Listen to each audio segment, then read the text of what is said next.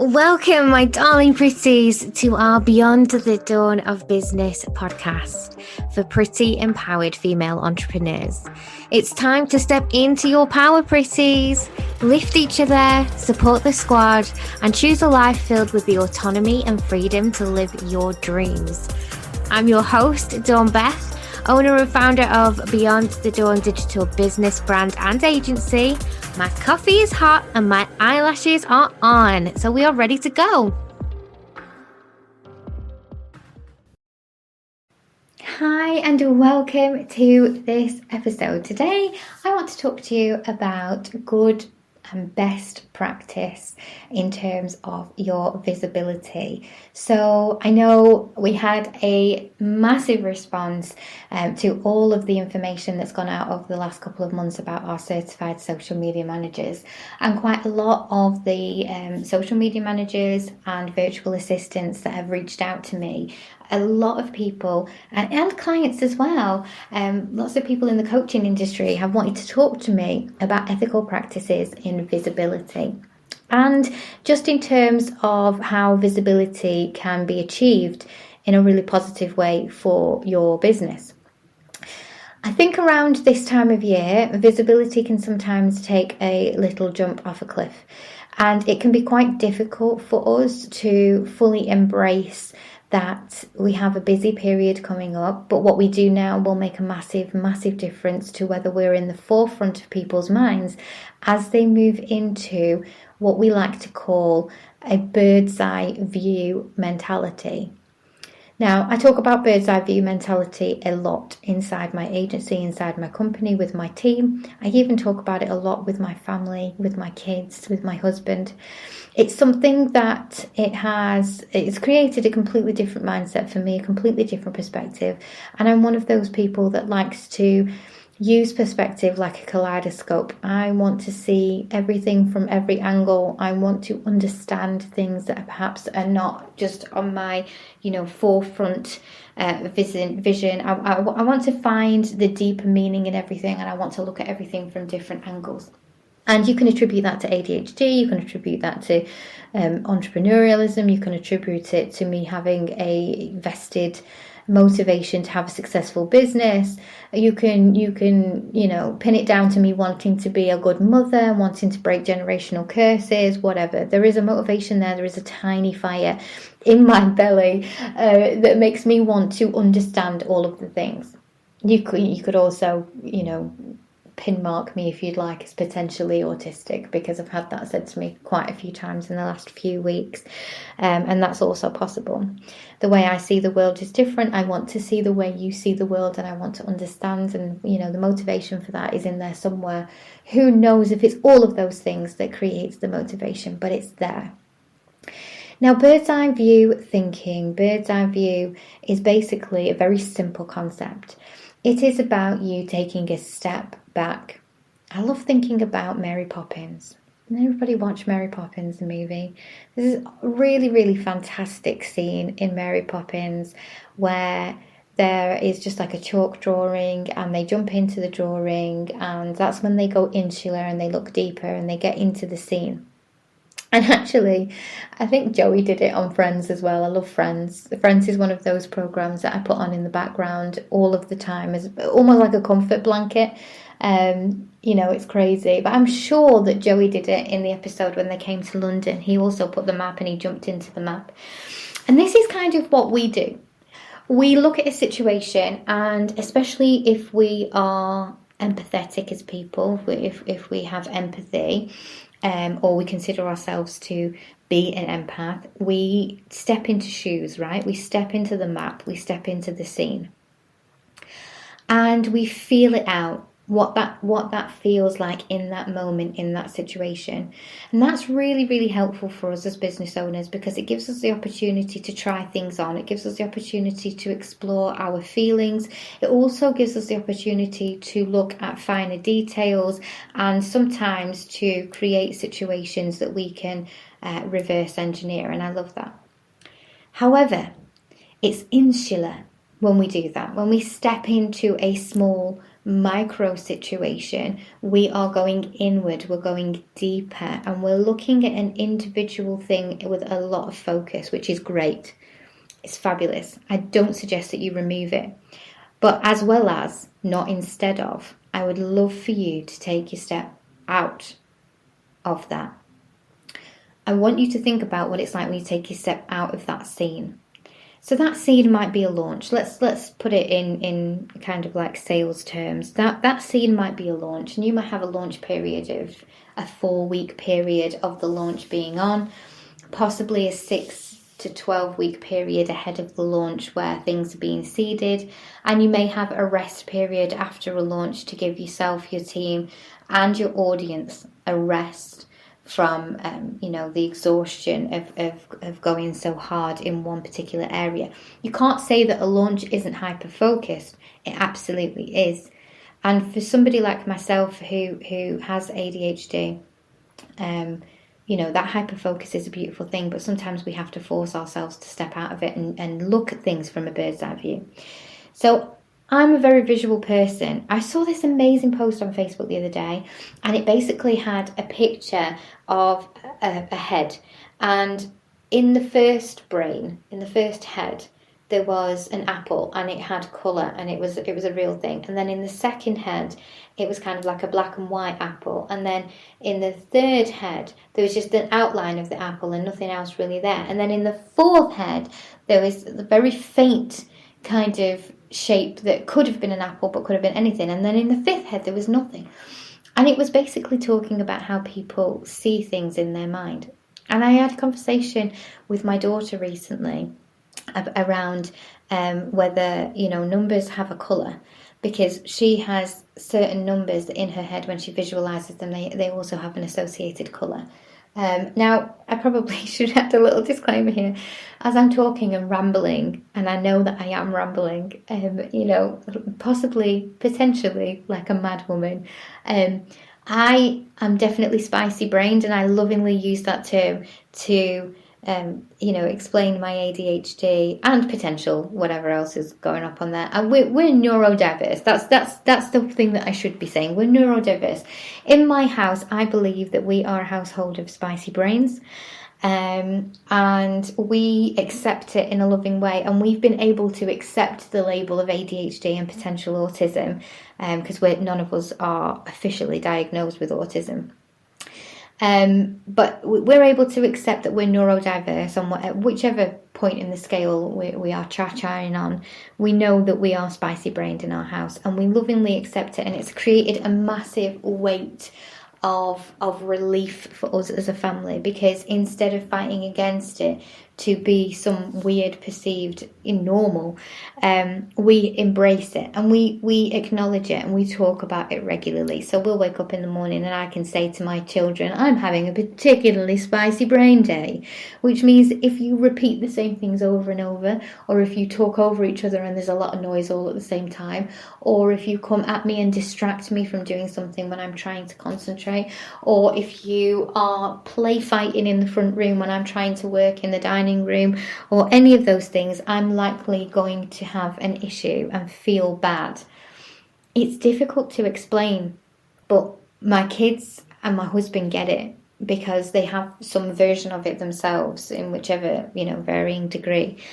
And, lots of people, even people who aren't neurodiverse, get it to some degree because they can understand it. But there are certain things, there are certain days that are just harder, and there's no reason to worry about it. I don't see it as a bad thing at all. It's not a disability for me, it's a superpower. But on the days when the chips fall in a different direction, it can be really interesting to think about the way you think about things, and whether your brain, whether you are neurotypical, whatever that means, or neurodiverse, how is it that you process information in your brain? Okay, because that is a really personal thing. I visually see everything in full colour, in full Technicolor, with full surround sound. I have an internal voice. She sounds nothing like me, but she is me. And all of these things that happen in my brain to make my life function, to make my existence happen, from inward to the outward, It's very, very personal to me. But when I do bird's eye thinking, I can visually see myself taking a step out of the finer details of things. So for me, sometimes it looks like a calendar. I find it very easy if I can internally visualize a calendar. So in terms of launch, if that's what we're going to use as our example, I might step out of the launch of those 4 weeks of launch, and I might look at that quarter. Or I might take another step out and look at that year.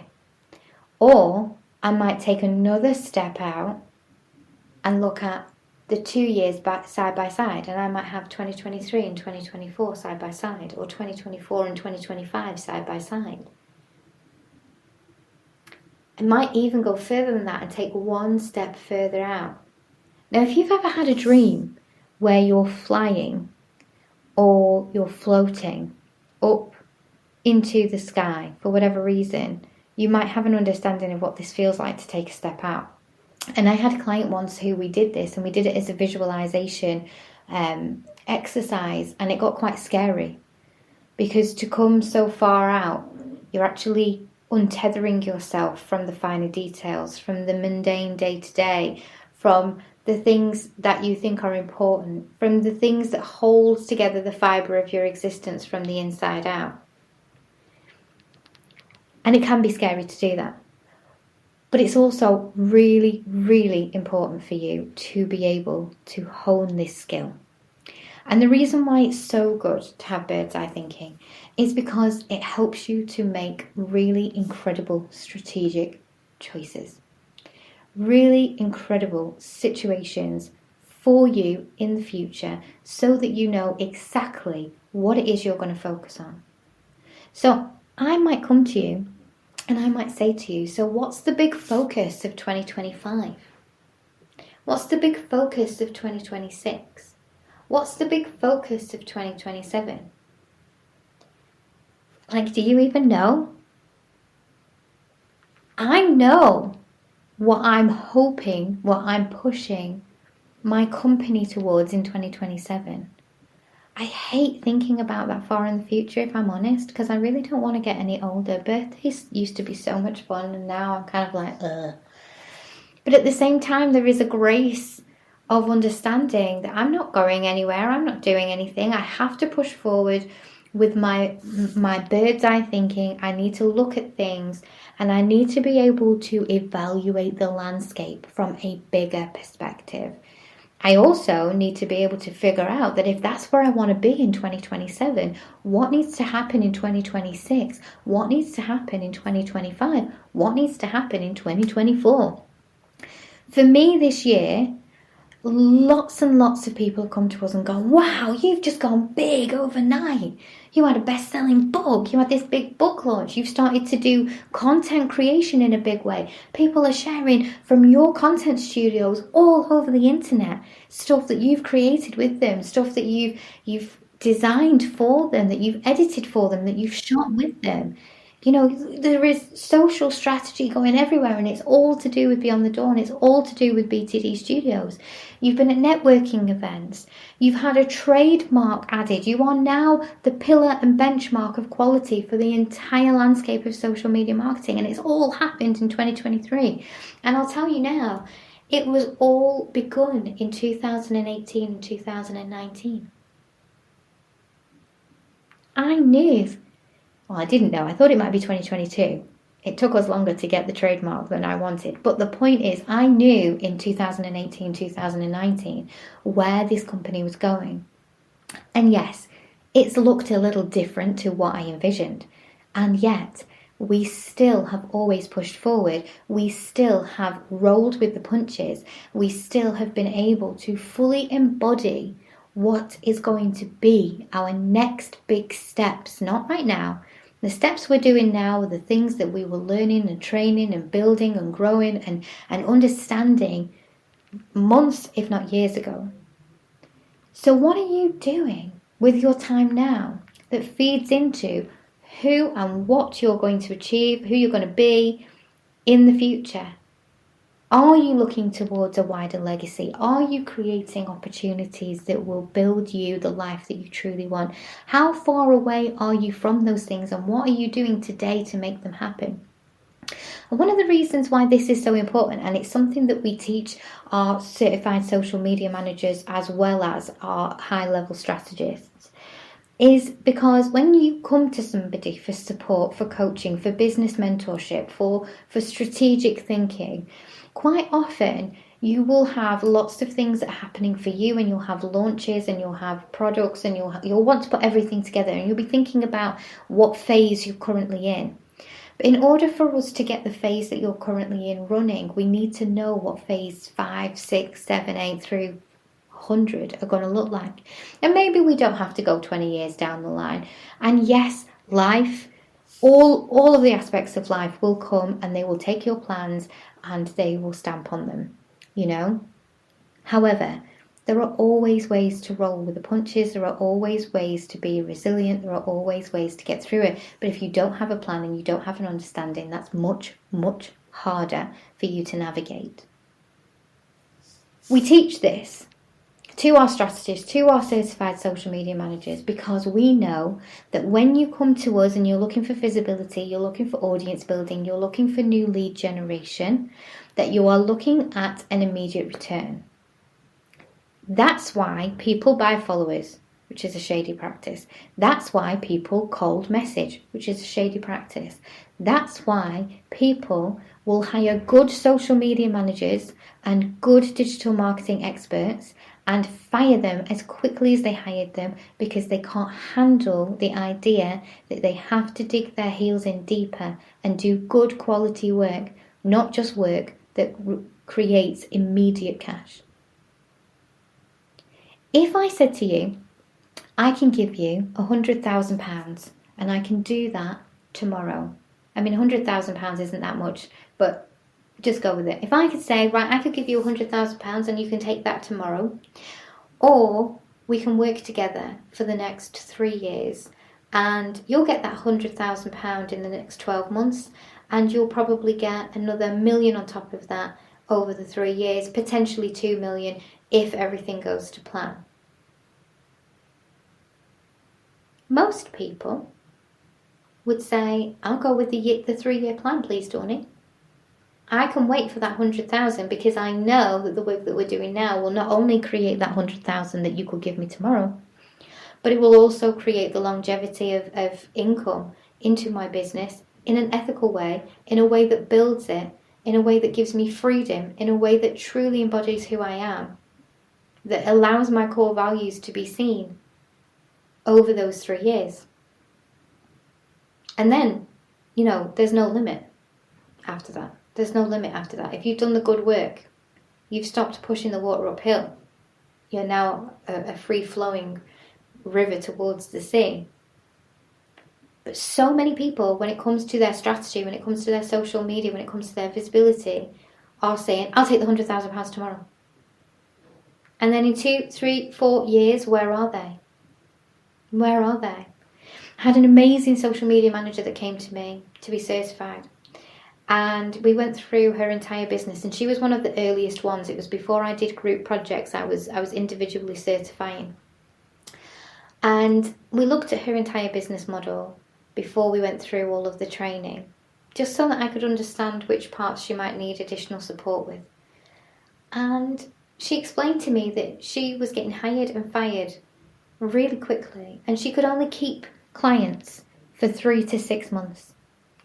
And that the difficulty she was having was that she was feeling like she wanted to bend her ethical standards to meet what these clients wanted. This is a big thing as a business owner or a CEO or somebody who is a leader in their industry. Do you want somebody who supports you, who you're paying good money to give you what you want? Because if you do, already your mindset is in the wrong place. You don't want somebody to come along and give you what you want. If you were the expert in this area, then you would not need to hire somebody else. Okay? You want somebody who's going to come in and have the balls to tell you no and give you what you need. You want somebody who, yes, is appreciative of what you want, who is understanding of what you want, who will gently guide you and lovingly educate you on the things that perhaps you don't understand. You don't really want somebody to come in like a bull in a china shop and start smashing everything up and doing it their way, because that feels really intrusive. But you don't want somebody who's a yes man, because you could look in the mirror and say, okay, everything I'm doing is perfect and this is all going to work, and still come out with the same result, right? You want to hire somebody who's got the guts to tell you this is actually what it needs to be. And if you can find somebody, look on our certified social media managers list in particular for this, who can gently guide you through that so that it doesn't feel intrusive, that it feels like a loving, growing relationship, that there is open and honest discussion between you that really gives you actual proper results. Because the good thing is that once you start seeing the results, and unfortunately they're not straight away, for most people it can take up to 12 months, sometimes 2 years for those results to be really clear. But if you're willing to do the work and you're willing to see that and you're willing to invest in that, then it can be absolutely beautiful for your business on the other side. And this is where bird's eye view thinking really, really comes into play. So if you're not already considering all of those things, use this podcast as food for thought, my darlings, because it is a really, really good one to refer back to when you're considering your strategy. And at this time of year, we're all looking at what we're going to be doing next year and the years after. We're all making key decisions now on launches. We're making decisions on in-person events. We're making decisions on products. We're making decisions on our pricing structure. There are 100 million things that have changed in the last 12 months, 2 years, and we're having to restructure everything. And it's a crazy, wonderful, beautiful time. But just this one little exercise of stepping yourself out of the map, getting yourself higher above it all so that you can truly look at the landscape and evaluate it effectively, is something that will serve you so well, not just in your business right now, but obviously forevermore. I hope you've enjoyed this episode, pretties. I love creating these for you. Please remember to let us know in the free group which ones you've adored and what you would like me to talk about so that I can tailor make these so that they support you further. Thank you for listening. You are helping me with my purpose and my legacy by doing so, and I'm sending massive love to you all. Until next time. If you're loving our Pretty podcast, come on over to Social Pretties, our online safe house and sisterhood community. It's a safe space where female entrepreneurs connect and thrive in a warm, welcoming fold of pretty amazing women. You'll find an easy redirect in the description, and I can't wait to see you in there. And depending on where you're listening right now, we would love it if you would click subscribe or follow so that you can be the first to know when our new podcasts come out.